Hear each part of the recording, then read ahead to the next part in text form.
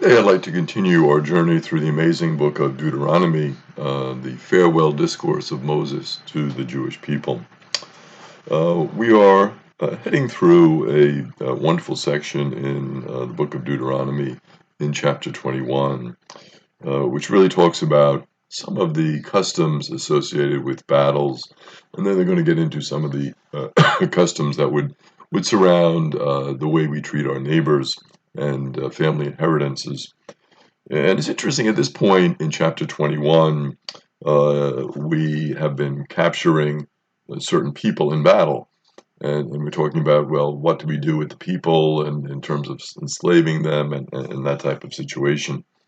And it's interesting that it points out that if you take a wife who has been captured basically from the city that you've conquered, the town that you've conquered, if you take that wife and if you lose affection for her, you can give her freedom if she wants it.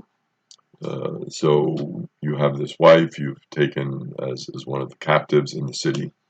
And of course, at this time in the history of the Jewish people, there were situations where they would have more than one wife, and it was kind of accepted. And a lot of times, the situation would be that there were more women than men, and so this kind of worked out well that you could have more than one wife, and would help to provide for that woman as well. But if you lose affection for her, what should you do? And in terms of the situation with divorce, the normal thing would be to write out a bill of divorce, give her a bill of divorce, and say, that's it, the relationship is over, if you wanted to go that route. But with somebody that you've captured in battle, a slightly different situation. So the idea is that, well, now maybe she could become one of my slaves.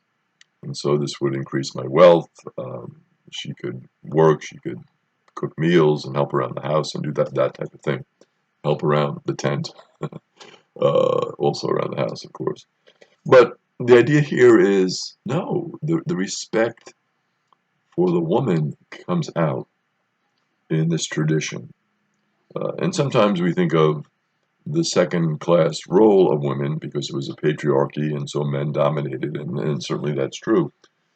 But if you look underneath that, many times you will see these indications of respect for women. And that comes out here because the prescription of Moses to the people as they were entering into the promised land, of course, that's the historical situation, but we know a lot of this took place when they already were in the promised land. The situation was that you could not enslave her. So, very interesting. She had been your wife. She was captured in this battle situation. Presumably, when she was captured in that situation, uh, her husband, if she was married, would have been deceased. He would have been killed because when there was a battle like that, all of the men were killed and the women and children were spared. But interesting, she still has a status. And even though she was captured and you took her, as your wife, you cannot enslave her. So again, it shows the respect for women. And ultimately, it's going to lead to, of course, increased understanding of the rights of women, very importantly. The next item it talks about in chapter 21 is very interesting as well, and that is the relationship of the firstborn son. As we know at this time, the inheritance would pass to the firstborn son. And the firstborn son is always given a double share. So when things are figured out, he would get twice as many of the animals and twice as many of the slaves and that type of thing, and any wealth, of course, that was accumulated as well. He would get a double share. And it's interesting.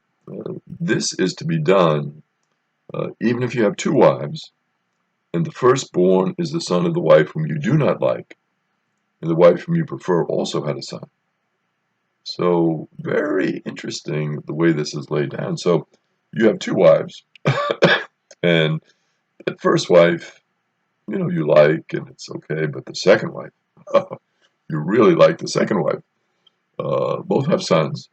So the tendency might be, well, I like this wife more. I will prefer that son. But oh no, it doesn't work that way. Even though you like that wife more, the firstborn son still gets the double share. So again, it shows the importance of keeping these precedences that were established. Very interesting. Now, there could be a situation, though, where you have a son who, number one, he doesn't listen to you. And then also, on top of the fact that he doesn't listen to you, he's a drunkard, he's a glutton, and he's unruly. It happens. Sometimes you have problems with the son, and maybe he was spoiled, or maybe it just, the way he grew up, or what happened to him. You just never know. But this particular son he's unruly, and he's a drunkard, and he's a glutton. So what are you going to do? There is a recourse here. And the recourse is to bring him out to the elders who would sit at the gate. and the responsibility of the elders would be to kind of act as judges in certain legal situations. So you bring the son out, and you try to work this out. For whatever reason, it doesn't work out. He's still unruly, still a drunkard. Literally, this son could be stoned to death. That was the punishment. You can see how the situation was extremely serious. The son is he's not towing the line. So this is tough love to the extreme. I mean, your son. But you can see the complications that would arise here because, your inheritance. Imagine giving this son, if he's the firstborn son, double share. This could be extremely destructive. So there were consequences, and of course, the sons would know these consequences. This isn't something that would be sprung on them at the last moment. Hey, you're going to be stoned to death. No, they would know that. You got to shape up. So again, the seriousness of it. Were there ever situations where this penalty had to be enforced?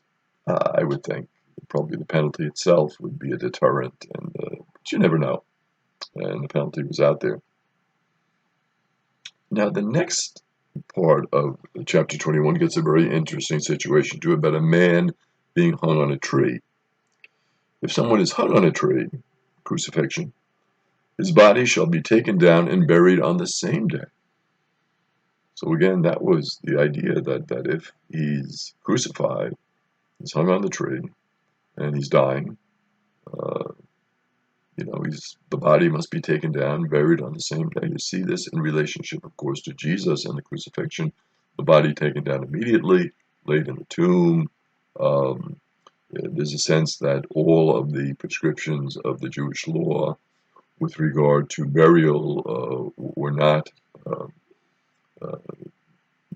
done because they just didn't have the time, because the body is taken down, sunset is coming. So it's kind of a rush job with regard to Jesus. But again, the importance here of the burial on the same day, and the penalty here is very interesting. That if there was a capital punishment situation, which crucifixion would have been, obviously, the person would be first stoned to death and then hung on a tree. And the hanging on a tree was to be an example to others. And we see the Romans very much adopting that principle. That, when they're hung on the tree, people notice this and say, well, if I violate the law, the same thing can happen to me. And then it further talks about someone hung on a tree, and it says, God's curse rests on the person who hangs on a tree. The curse of God. So again, very interesting with regard to Jesus and his crucifixion.